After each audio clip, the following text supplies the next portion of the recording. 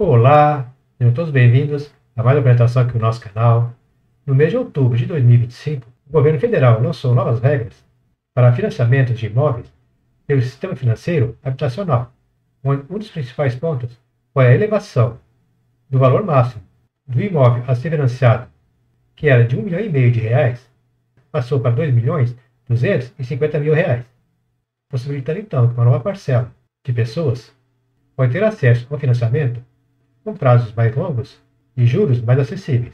Recentemente, o governo também lançou algumas atualizações relacionadas ao programa habitacional Minha Casa Minha Vida, cujas as principais características e considerações sobre o programa foram abordadas no outro conteúdo aqui do canal.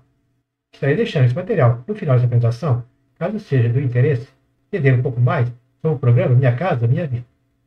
Nesse nosso conteúdo aqui em especial, estaremos abordando alguns aspectos relacionados às mudanças realizadas agora em outubro de 2025, conforme já citamos anteriormente. Faremos aqui uma simulação de como ficaria o financiamento de um imóvel no valor de R$ 2.250.000, que é o novo limite estipulado, e fazer também um comparativo em assumir esse financiamento ou permanecer no imóvel alugado. Então nos acompanhe até o final para ver o resultado do nosso estudo. Sou José Mata Guiapeta, do canal Monetários, e já aproveito para solicitar o seu like. E se você ainda não é inscrito, inscreva-se no nosso canal para ter acesso a todos os nossos conteúdos. Bora lá então? Como colocado, vamos fazer a simulação de financiamento de um imóvel no valor de R$ 2.250.000, que é o novo teto estipulado para o financiamento dentro do sistema financeiro de habitação, e contempla dois tipos de amortização, pelo sistema SAC e pelo sistema Price. A taxa básica estipulada para este financiamento não poderá ultrapassar os 12% anuais. Para a nossa simulação, vamos utilizar este limite. Embora dependendo da instituição financeira, esses percentuais poderão ser inferiores. Pelo sistema SAC, poderá ser financiado até 80% do valor do imóvel. Pelo sistema Price, poderá variar em até 70%, havendo a possibilidade, em alguns casos, de também chegar a 80%. Na nossa simulação, vamos utilizar o sistema SAC em 80% e o sistema Price em 70%. Nessa condição de financiamento, não existe valor subsidiado pelo governo, como acontece em algumas faixas do programa Minha Casa Minha Vida. Então, no nosso caso, pelo sistema SAC, 80% do valor do imóvel corresponde a R$ 1.800.000, que seria, então, o valor financiado. Já pelo sistema Price, onde adotamos percentual de 70%, o valor a ser financiado ficaria de R$ 1.575.000. Nessas condições, teria de se dar uma entrada pelo sistema SAC, valor de 20%, seria R$ 450.000. E no sistema Price, a entrada seria de R$ 675.000, que corresponde a 30% do valor do nosso imóvel, de R$ 2.250.000. Lembrando que na composição do valor da entrada, podem também ser utilizados recursos do Fundo de Garantia. O nosso prazo aqui a ser simulado é de 360 meses, ou seja, por 30 anos. Então, pelo sistema SAC, o financiamento teria a seguinte condição. O sistema SAC tem como característica o valor da amortização constante, ou seja, o pagamento do montante do financiamento geralmente permanece o mesmo durante todo o período do contrato, e a prestação vai diminuindo ao longo do tempo. Como podemos perceber aqui na nossa simulação. Eu não estou considerando aqui, na nossa simulação, outros componentes que geralmente são inseridos no financiamento imobiliário, que seria o seguro por morte ou invalidez, também o próprio seguro do imóvel. Temos ainda inserido ao processo a cobrança das tarifas administrativas pela instituição financeira. Para simplificar aqui a nossa simulação, não vamos considerar esses valores, que podem variar de uma financiadora para outra. Então eu tenho aqui que o valor do imóvel é de R$ 2.250.000, eu vou dar uma entrada de 20%, que corresponde a R$ 450.000, e vou financiar R$ 1.800.000. Ao final dos 360 meses, eu vou estar com o meu financiamento zerado. E o resultado será o seguinte. Eu terei pago de prestações R$ 4.892.908,82. Farei o pagamento que foi amortizado aqui de forma constante no valor de R$ 1.800.000. Os juros totais cobrados no período foi de R$ 3.082.908,82. O custo final desse imóvel pelo sistema SAC ficaria em R$ 5.332.908,82, que corresponde ao valor total das prestações mais o valor da entrada de R$ 450 mil. Já para o sistema Price, que se caracteriza principalmente por manter a parcela constante ao longo do período, e a amortização, ou seja, o pagamento do montante financiado, vai aumentando ao longo do tempo.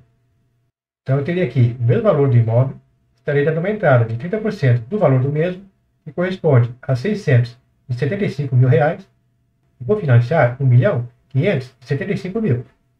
Então essa simulação daria o seguinte resultado: pagaria um total de parcela no valor de R$ 5.575.924,60, e o custo final desse imóvel, pelo sistema Price, ficaria em R$ 6.240.924,60. O valor das parcelas mais o valor da minha entrada de 675 mil, eu encontro então esse mesmo valor. Então, no final dos 360 meses, eu amortizei todo o meu valor financiado de R$ 1.575.000, e de juros totais nesta operação se pagaria R$ 3.990.924,60. Voltando aqui para a nossa tabela comparativa, temos aqui então apresentados os resultados das nossas operações. Pelo sistema saque, a primeira parcela seria de R$ 22.079,83 e a última de R$ 5.047,44, demonstrando aqui a característica desse sistema ter o parcelamento de uma forma decrescente. Já pelo sistema Price, a primeira parcela e a última seriam no mesmo valor, uma vez que uma das características desse sistema, como vimos, é manter o valor da parcela constante durante todo o período do financiamento.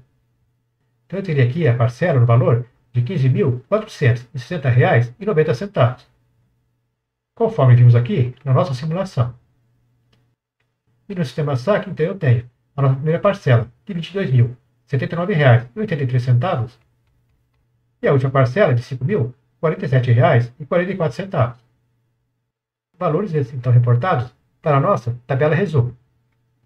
Para a aquisição do imóvel pelo sistema saque nessas condições, a renda mensal mínima a ser recebida para quem quiser assumir essa condição seria de R$ 73.599,42, uma vez que a parcela inicial não pode comprometer mais que 30% da renda de quem vai adquirir o imóvel. Já pelo sistema Price, por ter aqui uma parcela inicial menor, a renda mínima exigida seria na faixa dos R$ 51.536,34, ou seja, R$ 15.460,90 representa 30% deste valor. Aqui nós temos então o valor total para cada tipo de sistema de amortização. Pelo saque, como vimos, o valor total do imóvel ficaria em R$ 5.332.908,82, e pelo sistema Price, R$ 6.240.924,60. Essa é uma outra característica nesse sistema de amortização. Pelo sistema Price, o custo de financiamento tenderá a ser maior. Mesmo aqui eu tendo dado uma entrada maior e financiado um valor menor do que o sistema saque, o custo final aqui ficou maior em cerca de R$ 900 mil. O que levaria então o comprador a optar pelo sistema Price se ele tem esse custo maior? É exatamente aqui o valor da primeira parcela, uma vez que vai requerer do comprador uma renda mensal menor. Ou seja, um imóvel nessas condições poderia ser adquirido por uma pessoa que ganha na faixa dos R$ 50 mil. Já pelo sistema saque, a renda mínima seria, como vimos, superior a R$ 70 mil. O que já podemos perceber aqui de imediato que essa condição de financiamento não é para qualquer um, pois para se enquadrar no imóvel deste valor, vai se requerer pagamento de uma parcela bastante elevada. Também uma renda mensal fora da realidade da maioria dos brasileiros. Mas também é notório que nas principais cidades e capitais do país existem muitos imóveis nessa faixa de valor, que agora poderão ser adquiridos com uma taxa de juros mais vantajosa, de no máximo 12% ao ano. Então, com certeza, haverá clientes nessa condição. E é isso que espera o governo com esta medida: aquecer o mercado imobiliário e, de forma direta, o setor da construção civil. Até porque, além dessa medida de financiamento de imóveis, o governo também lançou alterações para o financiamento para a reforma dos imóveis. Então, temos aqui bem definida a condição do nosso financiamento. Vamos ver qual seria a situação se essa pessoa, ao invés de adquirir o imóvel, permanecesse no imóvel alugado. Temos aqui uma planilha que calcula a evolução do aluguel e também do preço do imóvel ao longo do tempo. Então, eu tenho aqui o valor do nosso imóvel, de R$ 2.250.000. Geralmente, o aluguel de um imóvel varia em torno de 0,5% do valor do imóvel. No nosso caso aqui, teria um aluguel de R$ 11.250 para o imóvel neste valor. Eu fiz aqui na minha região uma consulta das características de um imóvel que poderia ser adquirido por R$ 2.250.000 e quanto seria o aluguel do imóvel neste mesmo padrão, também na minha região. Encontrei valores que variavam de R$ 9 a R$ 12.000. Então, vou deixar aqui este valor de R$ 11.250, que se encaixa dentro dos valores encontrados. Nós vamos utilizar aqui o IPCA e o IGPM para calcular a variação do valor do aluguel e também da valorização do imóvel ao longo do tempo. Podem ser utilizados aqui outros indicadores. Pode ser o PUB, o NPC, entre outros. Para o nosso exemplo, eu vou utilizar esses dois. Eu encontrei aqui que o IPCA acumulado nos últimos 12 meses é 5,35%. E para o IGPM acumulado, eu encontrei o valor de 2,82%. Como colocado, poderemos utilizar aqui outros indexadores. Também outros percentuais. Pode ser uma média dos últimos 10 anos, para deixar os valores um pouco mais ajustados. No nosso caso, a título de simplificação, eu vou utilizar aqui o acumulado dos últimos 12 meses. Os aluguéis geralmente são reajustados pelo INPC ou pelo IGPM. Então, cada caso é um caso. O IGPM também, historicamente, possui um índice maior do que o IPCA. Em especial agora, esses valores se inverteram um pouco. Não vou me estender aqui na explicação dos indexadores, pois os resultados poderão variar, independente dos seus dados históricos. Quem estiver no aluguel deve procurar, a cada renovação de contrato, buscar um índice que irá lhe gerar menor custo e levar isso para a negociação. Mas isso já é outra história. Estou considerando aqui que esse imóvel vai valorizar ao longo do tempo. Mas existem várias situações que podem gerar até uma desvalorização. Vai depender do local onde o imóvel se encontra, se está numa área de risco, a idade do mesmo, enfim, são várias condições aí que podem mudar a nossa expectativa. Mas para efeito da nossa simulação, vamos considerar que o nosso imóvel poderá valorizar pelo IPCA ou pelo IGPM. Então vamos lá. Eu tenho então aqui o meu aluguel inicial seria de R$ 11.250. Primeiramente, eu vou aplicar para o aluguel o reajuste pelo IPCA de 5,35%. E para o imóvel, vou aplicar o reajuste pelo IGPM de 2,82%. Conforme já colocado aqui na nossa tabela. Então, a cada ano, eu vou ter essa variação. Então, passados aí 360 meses, nessa condição, eu teria pago R$ 9.569.920,53 de aluguel no apartamento que estava atualmente pelo valor de R$ 2.250.000, poderá chegar ao valor reajustado de R$ 5.182.156,26. Vamos supor que ao invés de financiar o apartamento, há uma parcela pelo sistema Price de R$ 15.460,90 por mês, a pessoa prefira se manter no aluguel nessas condições. E no caso, como ela estava disposta a desembolsar R$ 15.460,90 na parcela do imóvel, ela decida pagar este aluguel de R$ 11.250 e a diferença fazer aportes em uma aplicação financeira. Então, eu teria aqui, para o primeiro ano, o valor da parcela menos o valor do aluguel, uma diferença de R$ 4.210,90, que seria o valor do meu aporte mensal. E assim eu faria essa condição até o final de 360 meses, ou seja, por 30 anos. Então veja, conforme for aumentando aqui o nosso aluguel, mantendo aqui o mesmo valor da parcela, o valor da aplicação vai diminuindo ao longo do tempo, chegando em determinado momento que esse valor da aplicação passa a ser negativo, ou seja, vai virar um desembolso. Por exemplo, aqui no 100º mês, eu tenho aqui que o valor do aluguel reajustado estaria em R$ 17.069,82. Como eu mantive a parcela de R$ 15.460,90, eu já estaria aqui desembolsando R$ 1.608,91. Aqui nos últimos meses, essa condição, então, se agrava mais ainda. O meu aluguel já estaria em R$ 53.726,52 e a minha diferença ficaria em menos R$ 38.265,62. Vamos ver então como ficaria o investimento nessas condições. Então, digamos que essa pessoa, ao invés de adquirir o apartamento, se manteve no aluguel e fez uma aplicação dos recursos que seriam expendidos para a compra do imóvel. Então, nós tínhamos ali que pelo sistema Price, a entrada seria de R$ 675 mil. Então, ao invés de dar esse valor de entrada, eu faço aqui uma aplicação deste valor por 360 meses. Vamos considerar aqui, primeiramente, um juro de 8% ao ano, que daria 0,64% ao mês. Mais ou menos aí o que remunera a poupança nos seus melhores momentos. Vamos fazer uma simulação dos valores até aqui apresentados para ver o resultado encontrado. Depois vamos fazer uma avaliação desses valores para ver a consistência das mudanças encontradas. Pois bem, aqui na minha tabela, eu tenho então que os juros são constantes todo o período. Tem aqui os aportes, ou seja, os depósitos mensais feitos pelo valor encontrado na diferença do nosso aluguel. Então comecei aqui com 4.210 e fui até o 83º mês fazendo aportes, ou seja, depósitos pelo valor da nossa diferença. A partir do 84º mês, eu comecei a fazer desembolsos da mesma diferença do aluguel para o valor da minha parcela. Então aqui eu tenho retiradas a partir desse período, até o final dos 360 meses, que deu aqui o nosso valor de R$ 38.265,62 de diferença, conforme aqui a nossa tabela. Nessas condições, encontramos o seguinte resultado para o nosso investimento.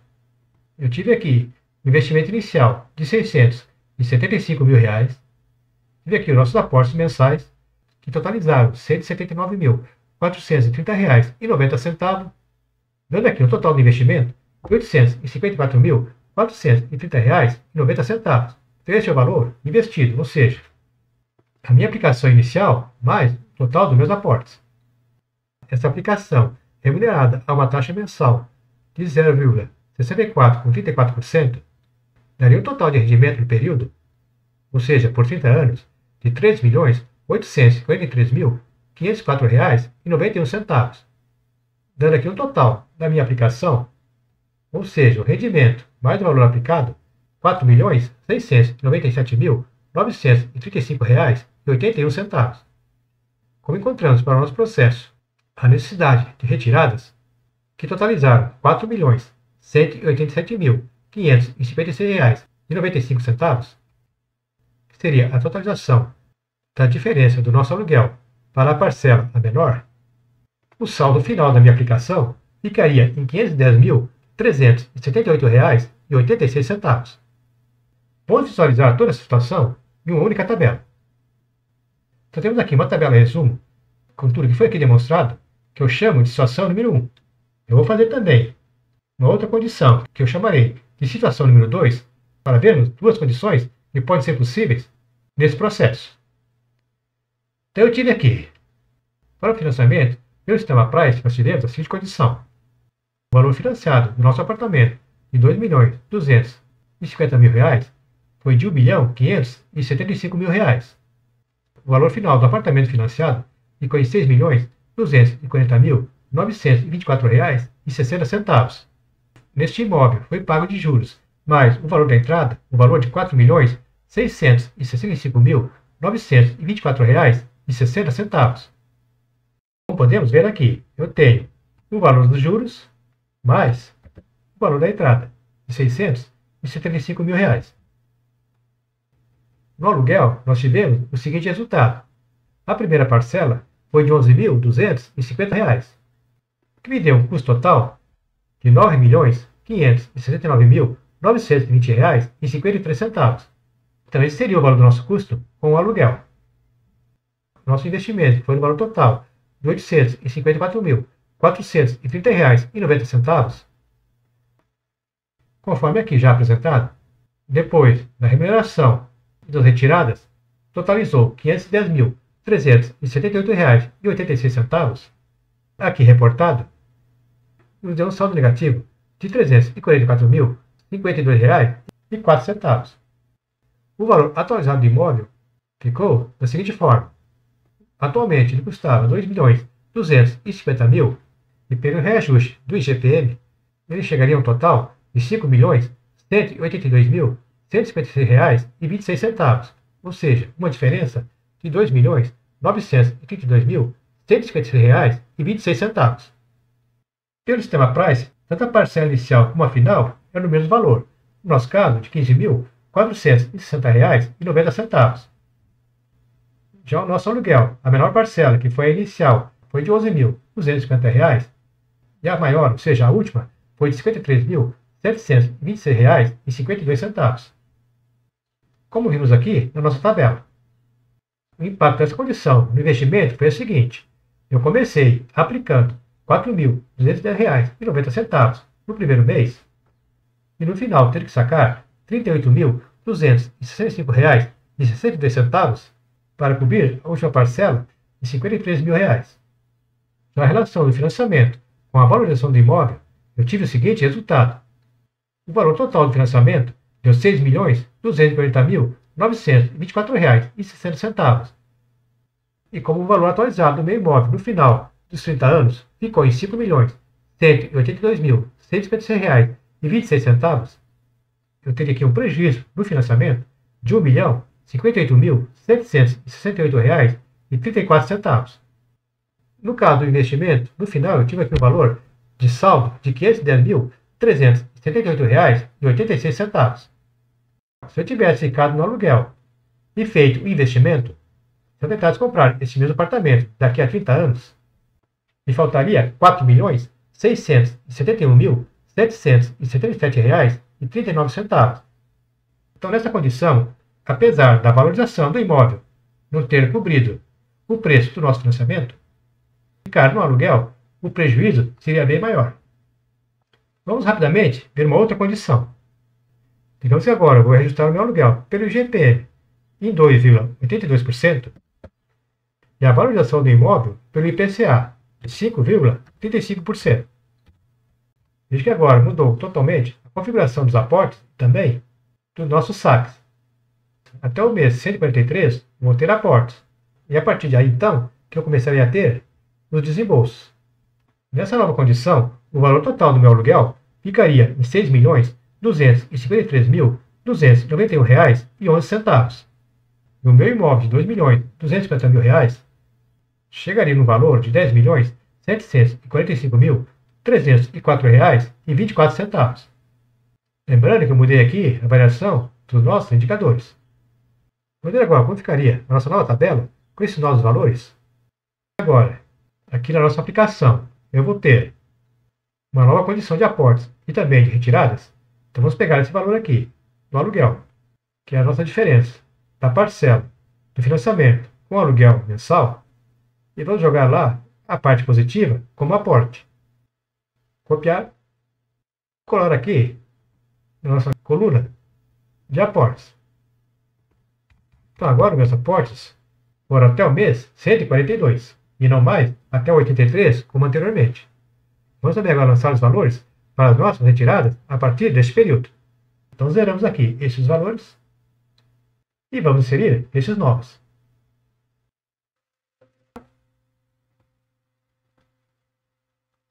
Então até o final eu vou fazer essas retiradas. E digamos que eu consigo aqui uma taxa melhor, que 10% ao ano, que daria 0,79,74% ao mês. Taxa bastante plausível nas nossas condições atuais, onde estamos com a Selic em 15%, onde boa parte dos CDBs estão pagando 12% ao ano. Pois bem, então agora eu tenho aqui os resultados para a nossa simulação número 2. O financiamento continuou o mesmo, não mudou nada. O aluguel agora ficou no total de R$ 6.253.291,11. Conforme aqui é a nossa tabela. E o total do nosso imóvel está em R$ 10.745.304,24. Também aqui representado. Isso gerou uma valorização de R$ 8.495.304,24. Se olhar agora em relação ao valor do financiamento, eu tive aqui um ganho de R$ 4.504.379,64 sobre o nosso valor financiado. Ou seja, nesta condição, o nosso imóvel valorizou mais do que o custo do nosso financiamento, diferente da nossa primeira situação. Com a redução do total dos custos com o aluguel, também mudou aqui o impacto da parcela em relação ao nosso investimento. Com essa nova configuração, tivemos o seguinte resultado. O valor do investimento seria de R$ 996.383,94, conforme aqui demonstrado, que seriam os mesmos R$ 635.000 investido inicialmente, mais o total dos aportes, que agora aumentaram para R$ 321.498,91.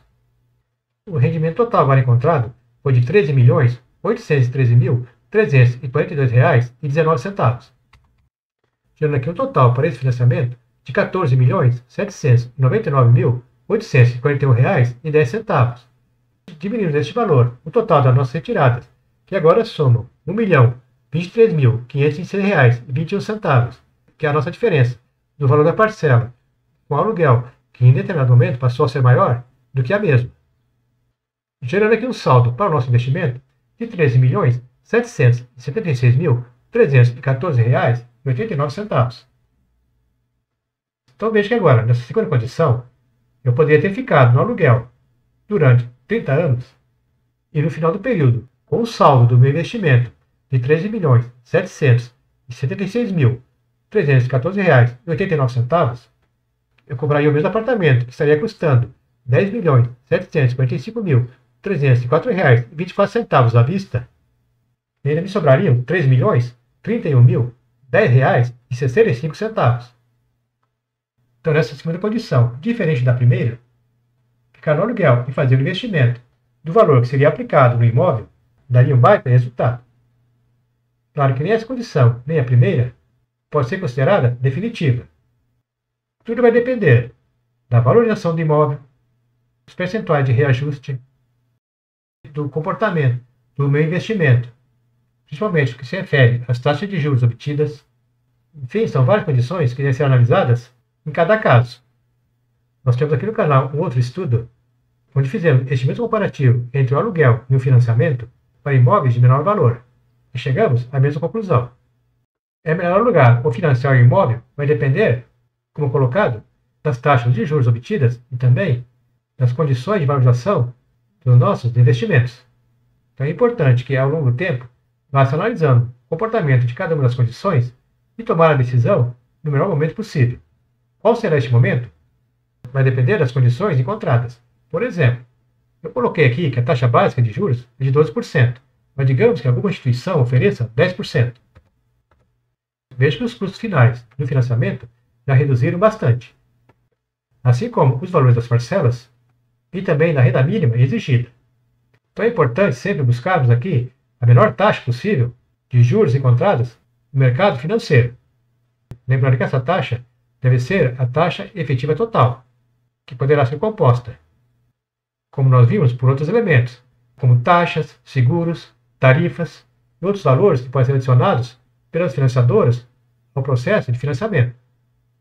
Cuidar para não cair no golpe de ter aqui uma taxa básica de 10%, que seria inferior aos 12% demonstrados anteriormente, mas a taxa efetiva final, com todos os penduricários do financiamento, poderia chegar a 13%, por exemplo. Veja que aí, então, o custo do imóvel também sobe substancialmente. Então, para o financiamento, deve-se buscar sempre a menor taxa possível aplicada ao processo. E nos investimentos, pela lógica, encontrar a maior taxa de remuneração e assim fazer o equilíbrio do processo. Em relação ao processo de aluguel ou de compra do imóvel, financeiramente falando, vai depender do que já foi aqui apresentado, das taxas de juros, do valor do aluguel, da valorização dos imóveis, enfim, vários critérios aí que devem ser analisados de forma bastante cuidadosa e ao longo do tempo ir fazendo uma avaliação do que for decidido.